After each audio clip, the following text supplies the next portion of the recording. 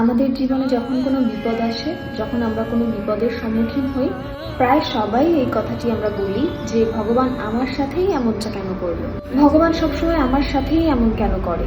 কিন্তু কে বলতে পারে ওই বিপদটা যদি একটা ছোট পাথর হয়, হয়তো বড় একটা পাথর ভগবান ওপর থেকে ধরে বসে আছে যাতে সেই পাথরটা আপনার গায়ে না পড়ে। আমার মনে হয় সেই সময় আমাদের সেই বিপদটাকে নিয়ে না ভেবে তার সলিউশন নিয়ে ভাবা উচিত। বিপদটা নিয়ে ভেবে সময় নষ্ট করে আমরা কিছু অ্যাচিভ করতে পারবো না। তার থেকে যদি সেই বিপদের সলিউশনটা নিয়ে ভাবি, তাহলে হয়তো ভালো কিছু আমাদের সাথে হতে পারে।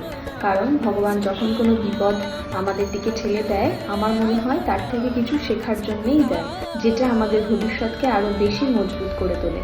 তাই বিপদ আসলে সেটা থেকে কিছু শেখার চেষ্টা করুন, যাতে জীবনে বা ভবিষ্যতে সেটা রিপিট না হয়, এবং তার সলিউশনটা নিয়ে ভাবার চেষ্টা করুন। পৃথিবীতে এমন কোনো বিপদ নেই যার সলিউশন নেই, আমাদের শুধু ভাবতে হবে, কিন্তু আমরা বিপদটা নিয়ে ভেবেই সময় নষ্ট করি, সলিউশনটা নিয়ে আর ভাবি না।